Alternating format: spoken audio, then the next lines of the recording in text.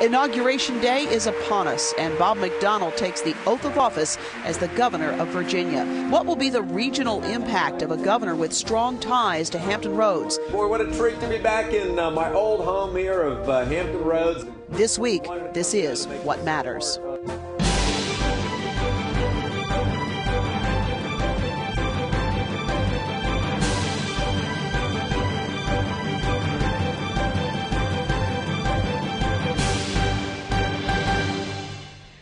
Good evening, I'm Cathy Lewis. At noon tomorrow, Governor-Elect Bob McDonnell will take the oath of office and begin his 4-year term as the state's chief executive. McDonnell honed his legislative skills representing the city of Virginia Beach and sharpened his political skills in the Attorney General's office. During the campaign, he called himself Hampton Roads' own Bob McDonnell. Lisa Godley has a look at how Hampton Roads is taking part in the inauguration. Hampton Roads has spent the last few days celebrating the newest Virginia governor to have strong ties to our region. The inaugural week festivities for Governor-Elect Bob McDonnell have included everything from a black tie ball at the Chrysler Museum in Norfolk to a volunteering blitz at the Food Bank of Southeastern Virginia. But Hampton Roads' involvement in the celebration doesn't stop there. During the Saturday inauguration, Bishop B. Courtney Macbeth of Norfolk is set to deliver the invocation, and Rabbi Israel Zoberman of Virginia Beach is preparing an Old Testament reading.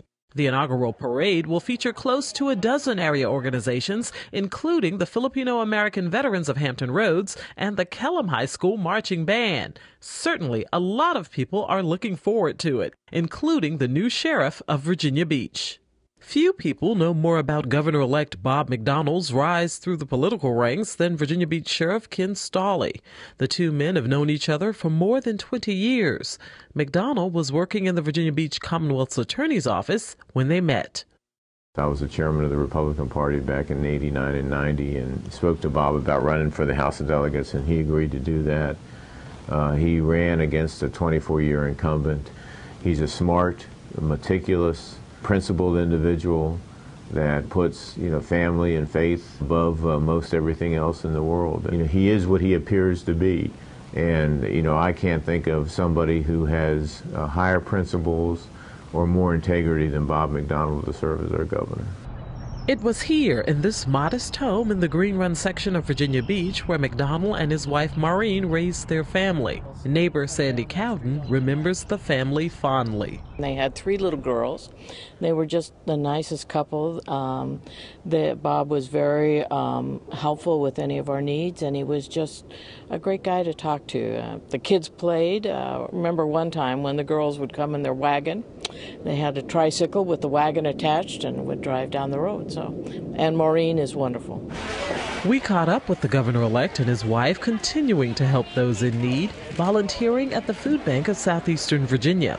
The McDonnells helped pack bags for the food bank's newest initiative, the Backpack Program, which helps to ensure that children who receive free or reduced lunch during the week also have something to eat on the weekends. I've had a partnership with them for 3.5 years as Attorney General with our Legal Food Frenzy. I think they're one of the most efficient charities in all of the state. 95 cents of every dollar going directly to people in need. And so I thought just it would be great to make them a partner with Inaugural Week. Hey, Tom. We asked the McDonnells about their life here in Hampton Roads. Actually, we were laughing last night about how our kids love to play along the canal and watch the baby ducks and try to capture a few of the baby ducks. But that time, those years when we were in Green Run, they were really special years. It was a great place to raise a family, and they call it home. Well, this is a marvelous community, and I'm honored to be the first governor ever from Virginia Beach. My wife and I raised our 5 kids here for 21 years, and it was a marvelous, caring community that's vibrant and growing. I mean, this is an economic engine of the state. It's the military capital of the world. So what does the governor-elect have in mind for this region? I really have a goal to make this the most veteran-friendly state in America. We outlined some things and learned some things today we can do better. Secondly, we've got to do a better job on transportation. I outlined a plan during the campaign that we'll try to carry through sometime this year to get some more roads built. And I've already met with the port leaders, and we want to do some things to make this the best port on the East Coast. One thing is guaranteed. The eyes of this region will be watching when McDonnell takes his place in history as Virginia's 71st governor. For What Matters, I'm Lisa Godley. So what can the region expect with one of its favorite sons in the governor's mansion? We are so happy to have with us tonight Dr. Charles Dunn, who's a political analyst and dean of the Robertson School of Government at Regent University. Dr. Glen Sussman is a political science professor at Old Dominion University. And Virginian-Pilot editorial writer Christina Nuckols is with us for this discussion as well. Awfully glad to have all of you with us tonight. Thank you. Every time I see someone who achieves great heights, they go back to the places where they grew up. You know, you just wait for that person who says, well, you know, he didn't mow his lawn, he didn't edge things. I just think that would be kind of funny to see at some point. Well, Bob McDonnell has a very interesting time of it here over this coming weekend. Dr. Dunn, as you think about this business of being Hampton Roads' own Bob McDonnell, he can also lay claim to two other parts of the state as well. Well, and he ran as the candidate, for example, from suburban Washington. Right. He had Northern Virginia's own Bob Northern McDonnell. Virginia's own, right. So this was a very clever device in his campaign, and it was legitimate. Sure.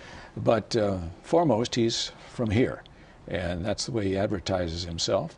And we, as people here in Virginia Beach, will expect a lot of him, and I think he will deliver on that because his roots are here, and he set up a group of advisors and cabinet secretaries that I think will help him achieve that. Now, he talked about being the state, being the most veteran-friendly state, doing something with transportation, and elevating the stature of the port. Right. In terms of Hampton Roads, is that enough for the region when it comes to bringing things home, or is that how we ought not to be thinking in the face of such a budget? A great question.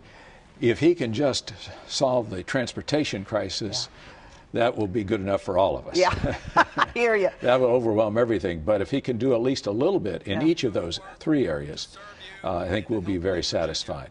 But it'll take time, a lot of time. The question then is, will he have the time to perform well in each of these areas? Because he has 4 years, can't get a repeat. He has 4 years plus. He is a conservative by nature and temperament. He doesn't rush to judgment on things.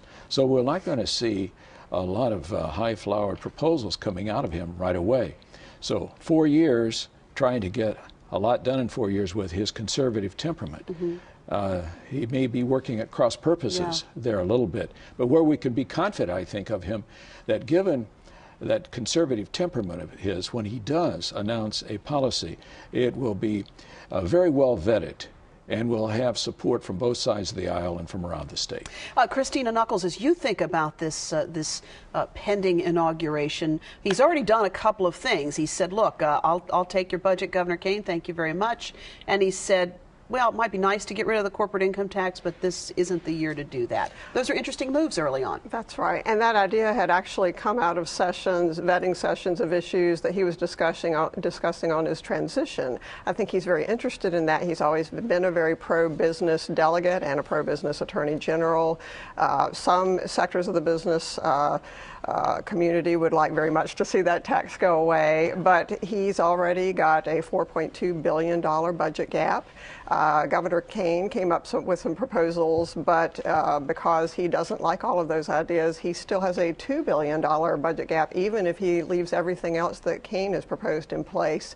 If he abolishes the corporate income tax, that adds more than $1 billion more, and so I don't think he can do that until he's dug himself out of it. It is really an extraordinarily tough budget environment, isn't it? It really is. And to come in as he is, he says, you know, how am I supposed to come up with $2 billion in 5 days? He's known about what the Kane had proposed since December 18th, but he's been sharing as Secretary of Finance with the former governor. That takes him away from him at some point. So he's still in a process of learning the budget. Yeah. And he was, as a legislator, he was never on a money committee, so this really is a learning process for him. Glen Sussman, I wonder, as you look at Governor Kane's departure from the governor's mansion, he gave a speech, of course, this week, his last speech as governor, a little bit of what's been described as bittersweet. How do you characterize his governing style, Governor Kane's style? Governor Kane. Yes. Yeah. I think he came in with a lot of high hopes, coming in after Mark Warner, and you know, this notion that Virginia was slowly turning into a blue state. You know, in many respects, you could say he was handed a raw deal. I mean, things were in not a great shape, and but his, you know, in terms of style, I think he was viewed as you know, not enough of a pragmatist and not reaching out across the aisle perhaps as much as he should have. And I heard some criticism that he might have governed in a little bit too partisan a way in an environment that was very, very tough indeed. Yeah, and in a tough environment, I think it's much more likely you'll be successful if you do reach out to the other side. But you know, it's interesting because there was all that national news about Virginia becoming more purple, or the full color spectrum, I suppose we had. You know, it seems to me that some of that conversation perhaps suggests not a full understanding of what the reality is on the ground in the Commonwealth, because there are some unique aspects of this state and of the way we do politics in this state that don't necessarily fit with a quick once-over and a conclusion you may draw from that. Well, that's true. I mean, if you look at the demographic profile, for example, if I think that this is what you're getting at, and you look at the voters who turned out on Election Day that put Obama in the White House, and here Virginia going for a Democrat, first time since 1964, but you look at the demographics and the two major groups that turned out in November 2008, they really didn't do that. African Americans did not turn out in large numbers. You didn't have the surge, and young people didn't turn out. You didn't have the surge there. It was primarily an older white constituency that turned out to vote. But at the same time, you can look at across all these constituencies, and Bob McDonnell did fairly well, you know, across all of these groups. And of course, that strategy, Christina, was to talk about jobs, jobs, jobs. There was an effort to try to get him off on social issues.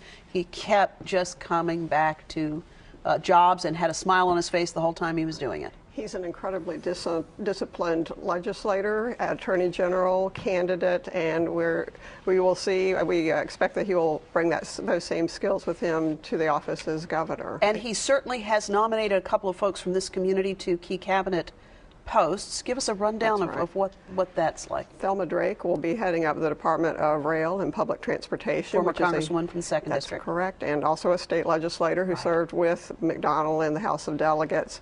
That's a key post because high-speed rail and light rail are big issues right now in South Hampton Roads, so to have someone who understands those issues is valuable. Former Delegate Terry Suit will be the advisor on Commonwealth preparedness, coordinating with public safety matters. And so he has two people that he worked with in the House that he's brought with him, and that's a pattern. He also has brought a large number of his deputies from the Attorney General's office. He likes to have his own team in place, and he's bringing those people. In the case of former Congresswoman Drake, you know, you get that connect between federal and state and how that's going to be important when it comes to this question of rail transportation, high-speed rail. Do we have a sense of where she is on what route she prefers? Because that's getting ready to be the next big area of conflict. Right. She has not been out there in the middle of all this. I'm sure that her neighbors are hoping that she will be supportive of a Southampton Roads corridor for the high-speed rail, and of course the region has taken a position in support of that, and I think that the intention is for the state officials to be supportive of what the region decides. Yeah. Good luck with that. That'll be such an interesting conversation. Now we're going to get the federal government on board. Exactly. So as you look at, one of the things that we had heard, I heard a couple people talking about with regard to Delegate Terry Suit. You know, you get it from the standpoint of the state experience. But in all of these cases, there's that situation where a cabinet official may be asked to supervise a department in which they really don't have that much on the ground sort of practical experience. So that's a piece of this, isn't it? It definitely is. But I went through the backgrounds of all of the appointees that we have to date. And they're very heavy on the side of experience, which we would expect from Bob McDonnell. He greatly values experience, and he's a very well-experienced person himself. That's one side of it. The other side of it is if you have someone who understands politics, they can make decisions in a department that somebody who maybe have a special training in that department cannot make, understanding the nuance and subtleties of issues. And so I think Terry Suit, is in a very good position to handle issues like that because of her keen sensitivity on political matters. And of course, she was a delegate, and then she has done the lobbying piece of it after she left the House of Delegates. That's right. And if we can back up to Transportation Secretary, that is the lightning rod position. And he has named someone who has extraordinary political skill and knowledge of Virginia and of the national government to bring together all the factors necessary to have some kind of acceptable solution. I was just going to say that that's an important point, because when you think about the issues that are relevant, we're talking about how this might impact Hampton Roads, but you know, we're talking about shared interests, and we're talking about issues which are important to the state as well as our Hampton Roads. And you know, I think the experience that these appointees have will transcend some of the potential problems. Let's talk a bit about this this nominee for Commerce and Trade Secretary, Robert Sled.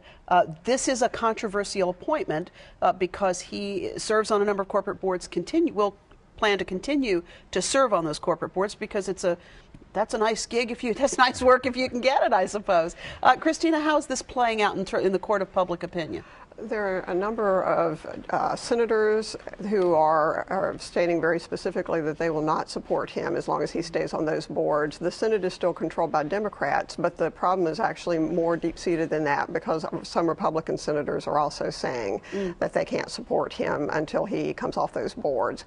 And Governor-Elect McDonnell has started to say that I'm willing to discuss this, so clearly he understands there's an issue. He's going to have to work with people to address those concerns. He's made suggestions or said that he's willing to consider increased disclosure for SLED, but he's also said that he's willing to do whatever it takes. And so I think that, you know, he's starting to at least consider the fact that he might have to ask Mr. SLED to take himself off of one or more boards. So as you think about that issue, it's an interesting one because, of course, we've just come off this scandal with Delegate Phil Hamilton, who was not reelected, and one would have a hard time arguing that that issue didn't have something to do with that. Is that a piece of the influence of this, or is this a completely different issue altogether? I think there is. I think that legislators who oftentimes don't want to think about ethics issues, that's getting into their own territory too much. But the Hamilton saga just went on for so long, and many legislators are coming to Richmond this year with ethics reform bills, and you don't see a lot of those. You see some that always die at 7 o'clock in the morning in a subcommittee, but now there are too many, and so I think people in Richmond are more willing to confront that and to bring in a new question right now.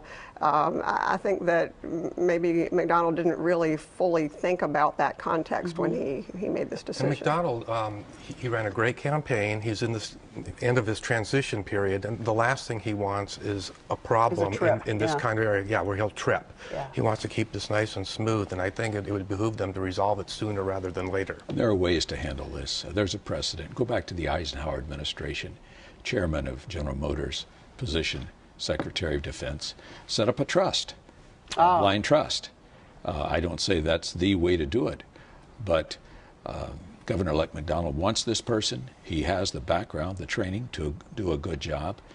So I think if a good faith effort is made to cover appropriately the ethics issues, we'll see this handled quite well. And as you think about what they've been calling the McDonnell effect, you know, he was one of the most popular guys at the Republican governors meeting. I mean, everybody was chatting him up. According to Politico, he was the last one to leave the room, and people really wanted to sort of rub shoulders with him because the sense of it was that he had done something here that was potentially a national model. Well, he's the model for success for the Republican Party right now.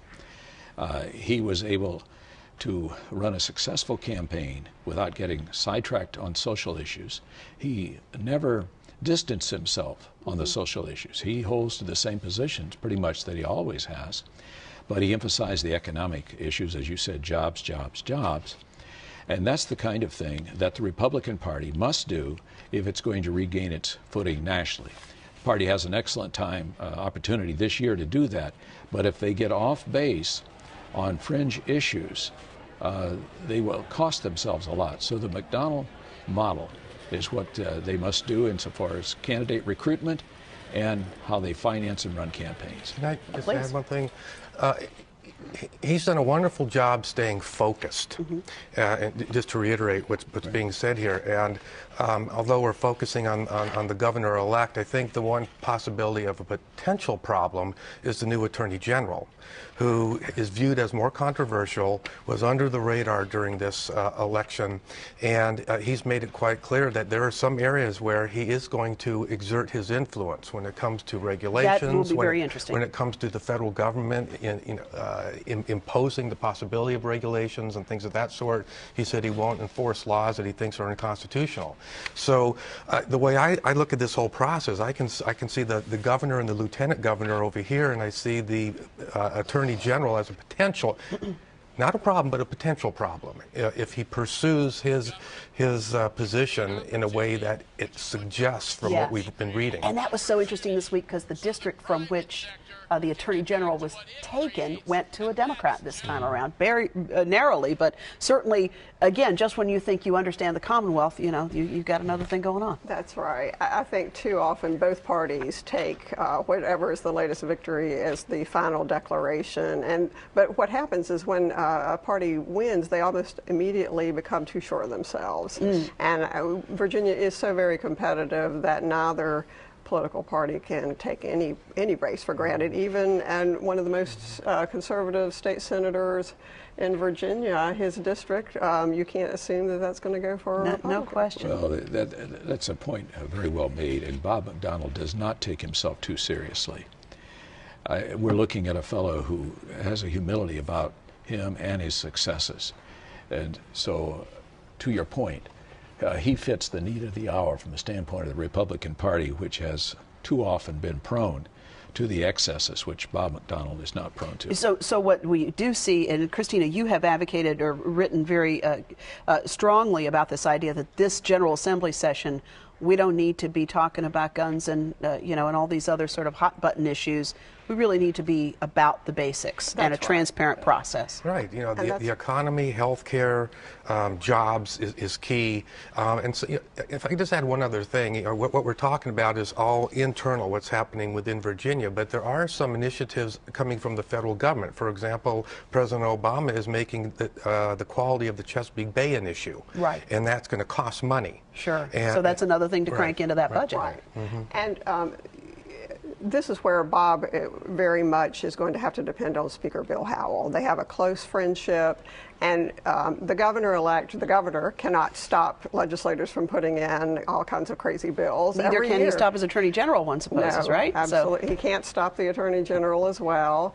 And as I've said this before, but I think that Attorney General Cuccinelli will be a bigger problem for Governor McDonnell than he ever would have been for a Governor Deeds, because Deeds could have said, look at these Republicans. McDonnell cannot be overtly critical of the Attorney General. It'll be very interesting to see where we go. And he cannot of the Republican legislators, no matter what bills they might put in. So he has to have a speaker who can just make them quietly go away. And that's why we will look forward to reading all the things that you're writing in the Virginian-Pilot.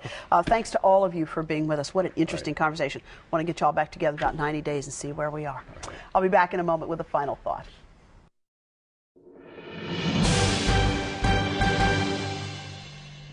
Every time you think the images from Haiti can't get any worse, you see another one that just takes your breath away. There's more than a handful of Hampton Roads residents who have a close connection to Haiti. They're medical workers who've traveled there as part of mission trips to bring much-needed health care to the Western Hemisphere's poorest country. When I worked in commercial television a long time ago, I had the privilege of traveling with Norfolk Dr. Charles Horton's team in the mid-'80s. I'd been on other medical missions to poor countries, but I never saw the kind of desperation I saw in Cap Haitian, a beautiful northern coastal town about 80 miles from the ravaged capital of Port-au-Prince. Now, at that time, Haiti was governed by a general. The latest in a long line of leaders quickly succeeded one by the other. We met the general at the presidential palace, the very building whose domed roof seems to have split horizontally from the base. In Cap Haitian, we saw all manner of medical maladies, ulcerated skin left untreated for lack of medicine, intestinal disease from bad water, and the injuries suffered in acts of violence, so much a part of Haiti's painful and poor history. Dr. Horton was Hampton Roads' first plastic surgeon, arriving in this community in the mid-50s. In the 60s, he traveled for the first time to Haiti, and when he died 3 years ago, he had built a worldwide organization called Physicians for Peace, which travels to dozens of developing countries. Every American physician who goes to Haiti, to Eritrea, to Bangladesh, to Vietnam, to India, to the West Bank, trains at least 10 local physicians who in turn care for people who have been out of reach of life-saving and life-changing medicine. Physicians for Peace has developed specific programs to meet the needs as determined by local healthcare workers.